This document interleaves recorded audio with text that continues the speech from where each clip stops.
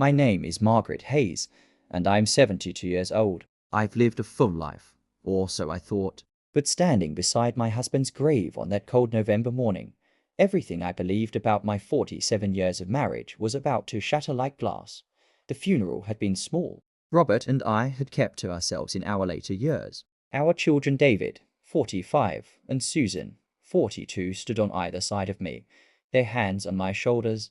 The minister's words floated past me like autumn leaves.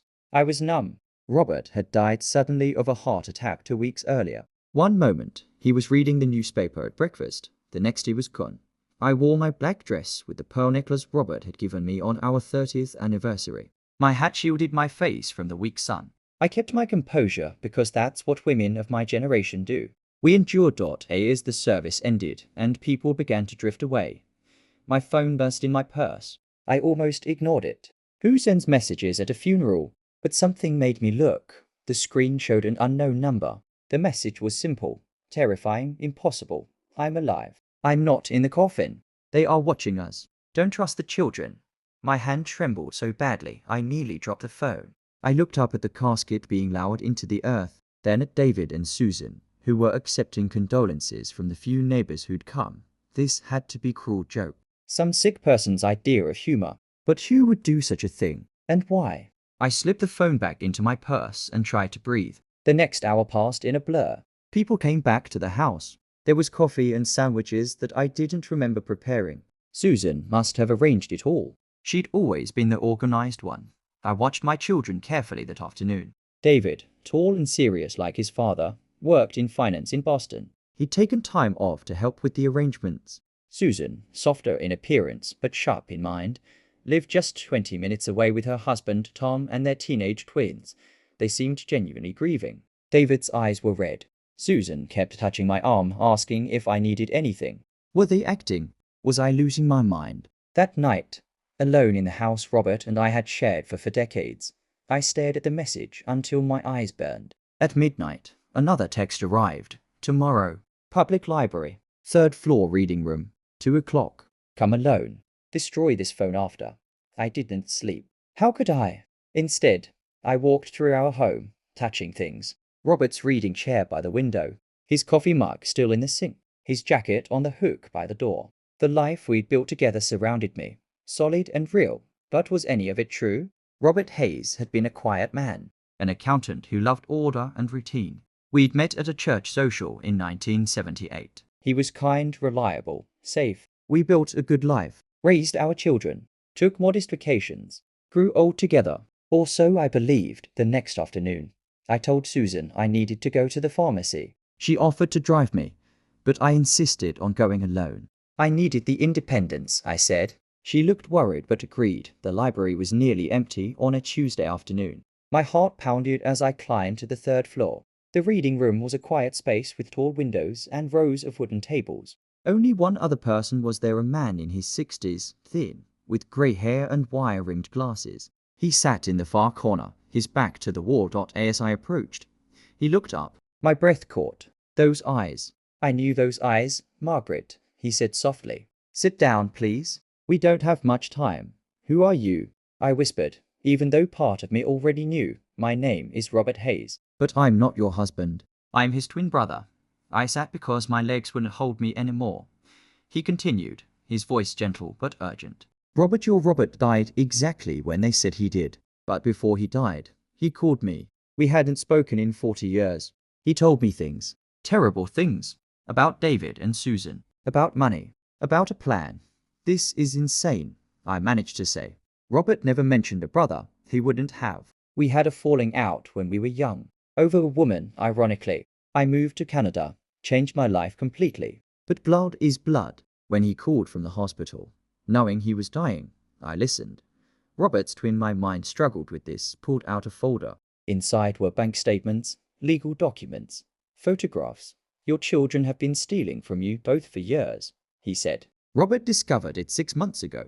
David set up fake investment accounts. Susan has been siphoning money through her husband's construction business. Between them, they've taken nearly $800,000. The room spun.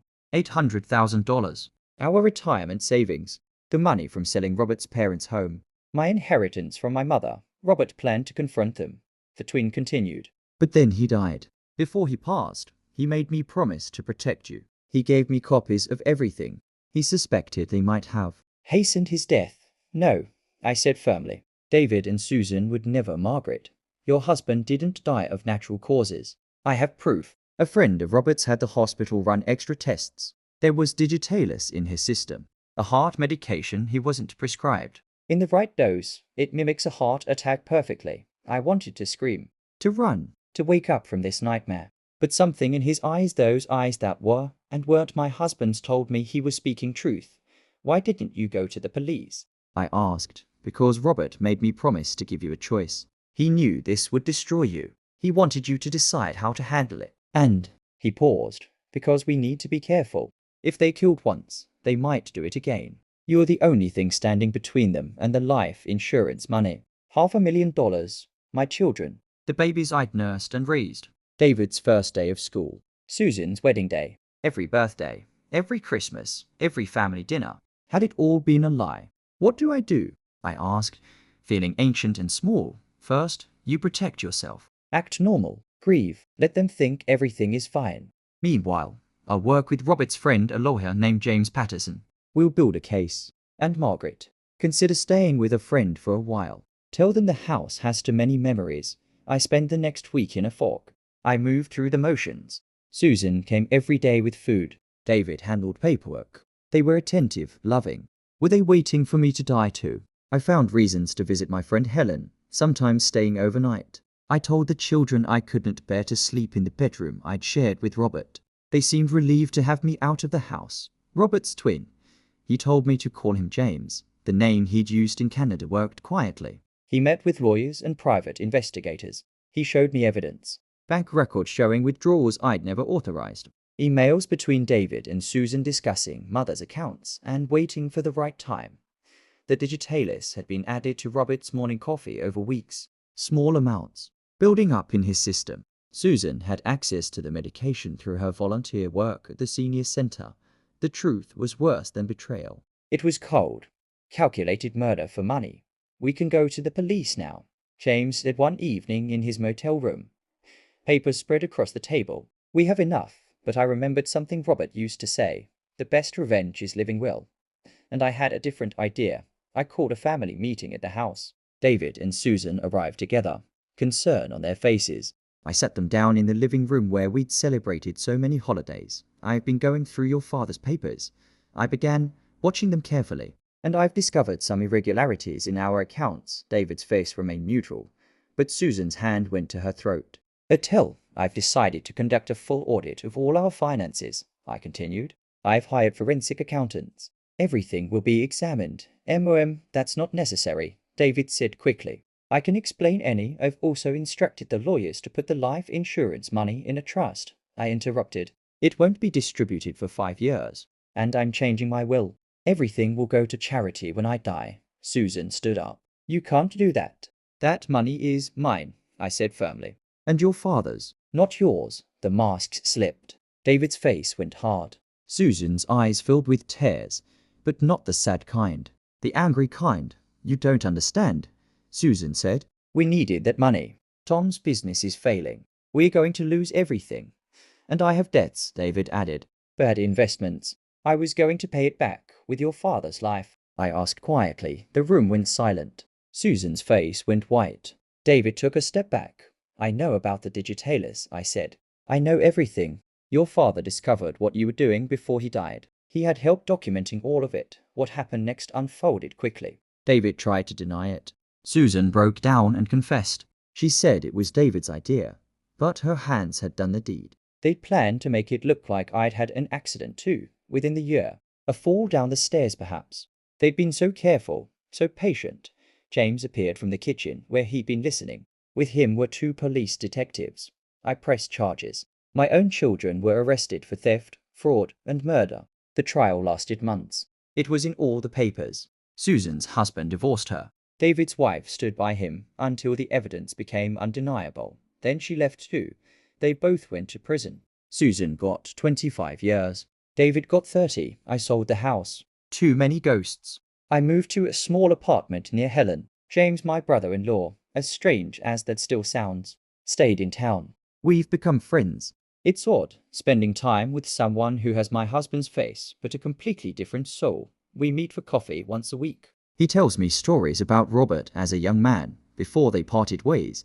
I'm learning that my husband had depths I never knew. Secrets he kept, even from me. Not but secrets, just private chambers of the heart. The money that David and Susan stole was recovered. Most of it, anyway. The life insurance was paid out. I donated a large portion to charity shelters for abused women, programs for troubled youth. Money that might have saved my children if they'd only asked for help instead of choosing murder. I kept enough to live comfortably. I travel now. Places Robert and I never went because he preferred routine. I've seen Paris, walked in Ireland's green fields, watched sunrises in Gristot at night. When I'm alone, I sometimes wonder where I went wrong as a mother, what I missed, what signs I ignored. But Helen, wise Helen, tells me that some people make choices that have nothing to do with how they were raised, that greed and desperation can twist anyone. I choose to remember my children as they were once innocent babies, curious toddlers, hopeful teenagers before something in them went dark. And I think about Robert, my quiet, steady husband who protected me even in death, who reached out to a brother he hadn't spoken to in 40 years because he knew I'd need an ally. That was love, real love. The message at his funeral changed everything. It destroyed the life I thought I had, but in a strange way, it also freed me. I'm no longer living in a comfortable lie. I know the truth now, however painful. I am 73 now. I don't know how many years I have left, but I know this. I'll spend them honestly. In real connections, not false ones. In experiences, not possessions. In forgiveness of myself, at least. If not yet of them, sometimes truth arrives as a whisper, sometimes as a scream. Mine came as a text message beside a grave, and though it brought darkness, it also brought an unexpected gift, a second chance to live authentically in whatever time remains.